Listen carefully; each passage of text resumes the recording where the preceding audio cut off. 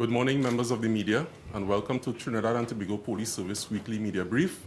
My name is Michael Jackman, Acting Assistant Superintendent, Corporate Communications Unit, and Public Information Officer for the TTPS. With me today is Mr. Kenny McIntyre, Senior Superintendent of Police, the Commander of the Central Division, and he'll be speaking to initiatives implemented in 2017 to manage crime in the Central Division. Mr. McIntyre, welcome. Right, thank you, Mr. Jackman. Morning, all. Central Division, for general information, is located in the central part of Trinidad. It's one of the 9 divisions that is located in Trinidad and Tobago. It extends from Carney Bridge in the north and ends at Claxton Bay in the south. Now, 2017 has been a challenging year for Trinidad and Tobago generally. Central was no different. All right, we in particular, it's a relatively big division. We have had some challenges, and we also have had some successes. In the first and even in the second quarter of this year, we have had a number of murders, shootings, woundings, drug activities, and crime was high. March alone, we have had 11 murders in the enterprise area. It was of great, and still is, of great concern to the citizens, the business sector, the TTPS, and Trinidad and Tobago, right, which caused us to act and come up with some initiative to deal with the situation as quickly as possible. Arising out of that, we adopted a sort of a 4-pronged approach. At least this is the initiative that I implemented. The first one, I'll say, is based on intelligence. We have had the Organized Crime and Intelligence Unit, members of the Central Division, Special Unit, SSA, and other related units come together in terms of forging information from whatever source that we can get it in terms of criminal activities within and out of Central Division, with enterprise in particular. This was forthcoming. It assists us greatly, right, where it moved us to the second stage, which was the operation stage. Discussions were held at the commissioner's level, right, and based on the initiative proposed, he sanctioned it, where an additional amount of officers, together with members of the Trinidad and Tobago Regiment, we formed a unit at the Central Division called the Central Operations Unit, consisting of about 60 officers, to deal specifically with crime in that area, dealing with homicides, drugs, drug users, the shootings, and everything else, to conduct searches, raids, and searches. Kept that area tight. I also took the initiative to form similar units to deal with other areas in Central Division that we saw that sort of activity taking place, like Prance Gardens, Freeport District, and some of the other areas. This operational unit started to operate almost daily and nightly, which saw a relatively massive reduction in terms of an increase in certain things. One, the firearm recovery. So far for the year, we recovered 141 firearms in Central Division, as opposed to 91 last year for the comparative period, right? In terms of marijuana and cocaine and other drugs, it was a substantial amount. I don't have the figures with me, but I know as a fact it was a substantial amount, which would include fields, marijuana fields, that were destroyed.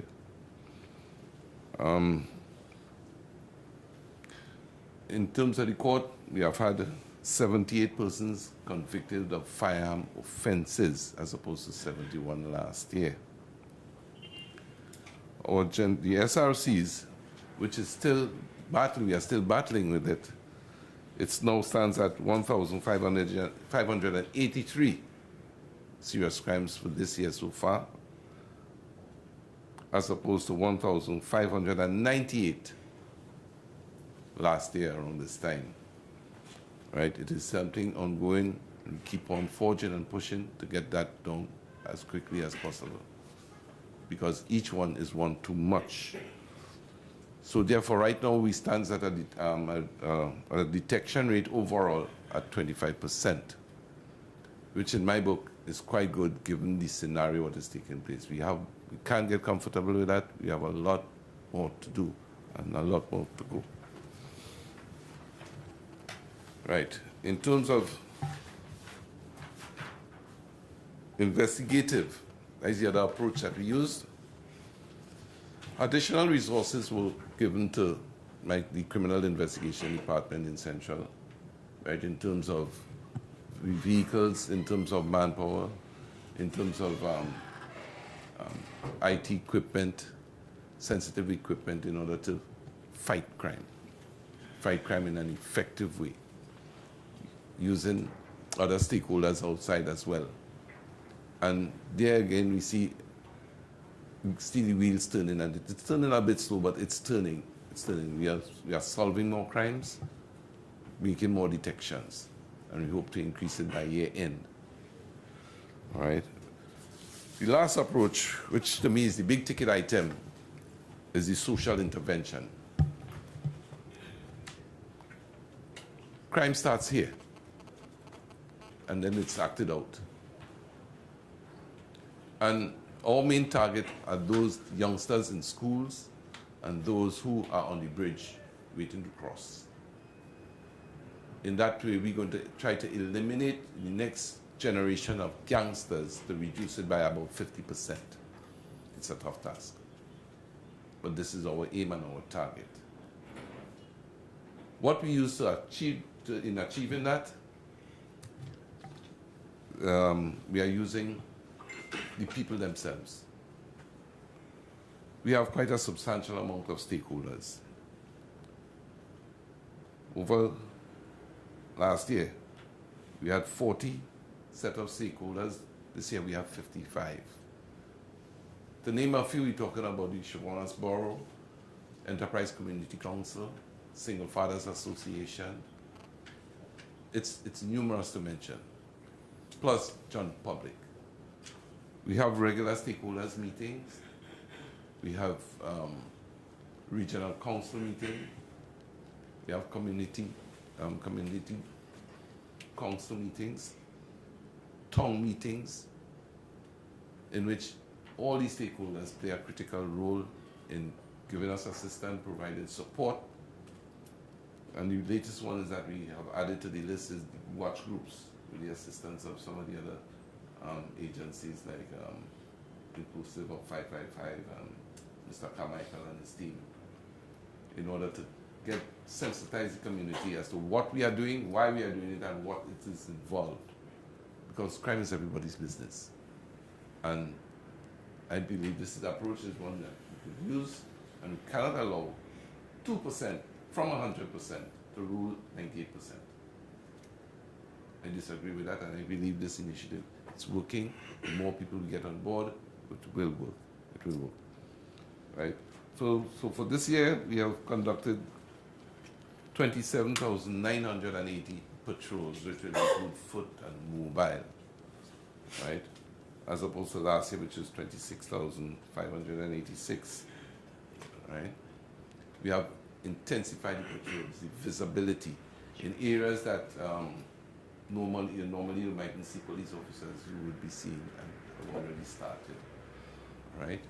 And this would also include events that we monitor and we give support to in the enterprise area, and we have planted seed in all the other areas.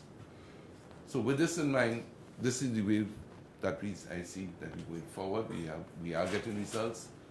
We have some internal cleaning to do as far as our officers, We have training going on with them, enlightening them as to what it is we want and where we are going with this. Because I look at it as a partnership, right? Once they have buy-in, we are going where we need to go, right? So with that in mind, I want to thank publicly here my officers in Central Division and all the stakeholders for the participation and the support that is being given, and let's go forward in order to solve crime in this country. Thank you. Thank you, Senior Superintendent McIntyre. Mr. McIntyre will now respond to any questions you may have. We are asking that persons who are asking the questions limit their questions to one, maybe two at most, and then pass the mic on. If there are additional questions to ask, you may receive the mic after your colleagues have entertained their questions, and you can continue. Please give your names and the media houses you represent. Thank you very much. Mr. McIntyre, good morning to you. Kyle Saunders, Summer 95. How would you respond to the business persons of the chamber in your community for businessmen to be given firearms? It's a case-by-case basis, all right? Because you can own half of Trinidad, but if your character is shady and as such, we believe that you are looking to get a firearm for ulterior motives. I think this is a consideration for the commissioner, right? But I believe it should be done on a case-by-case basis, business or otherwise. But this is coming from the fact that law-abiding persons, businessmen in the community are being targeted, and they're calling for, the chamber is calling for businessmen to be given firearms, licensed firearms. That is a quick fix. If we need to solve crime, it starts here. It's no quick fix to this thing. It means changing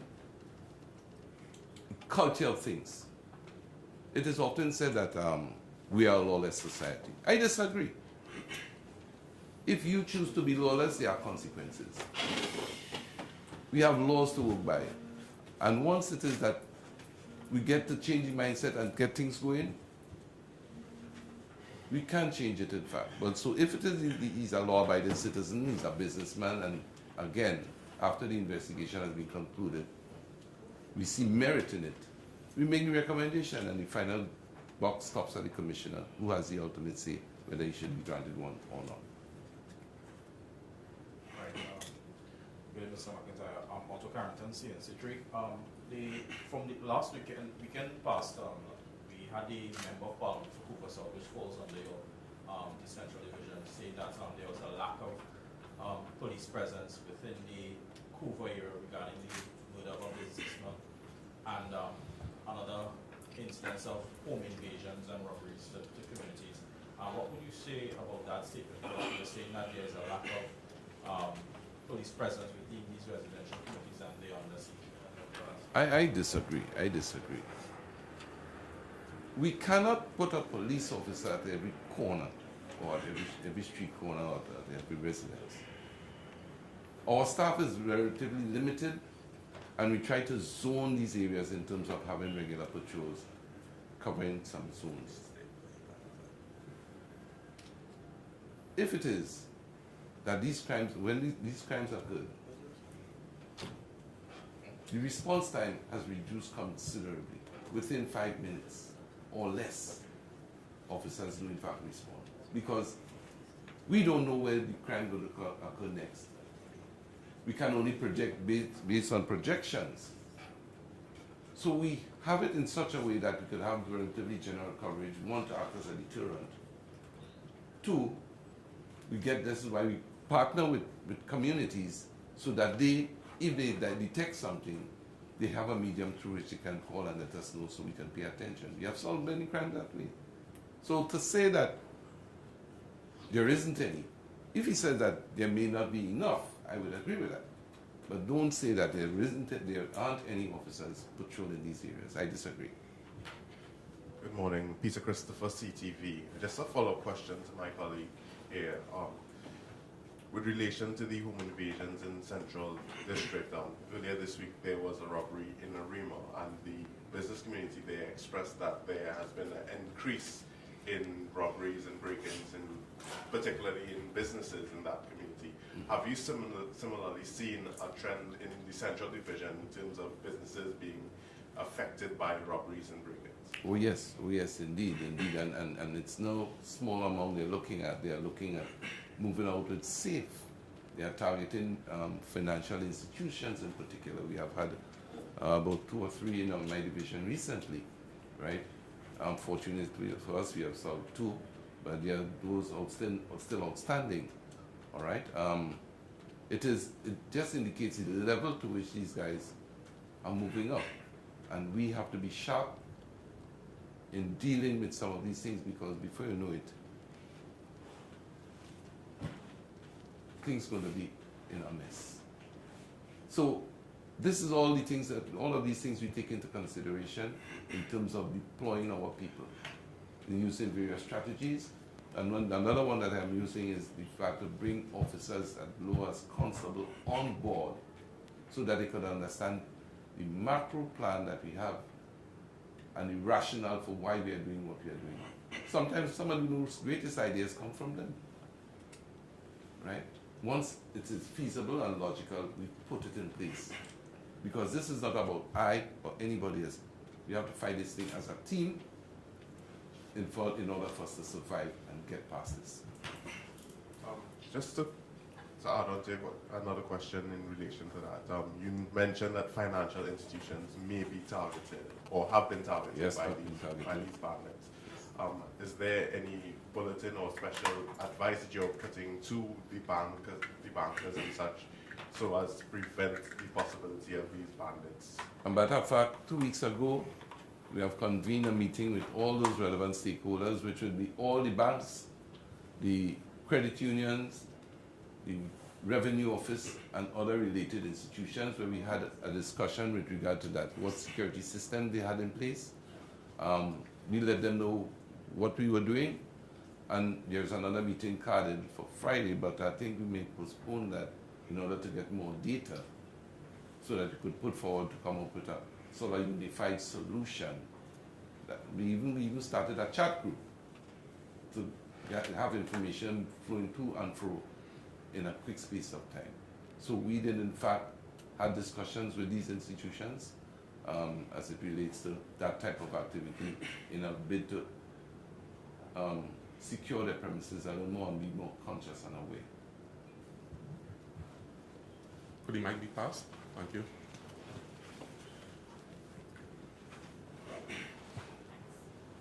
Good morning, Sarah Chandu from 103 FM. With regard to the financial institution break-ins, do you suspect maybe a criminal network, or are you treating them as isolated incidents?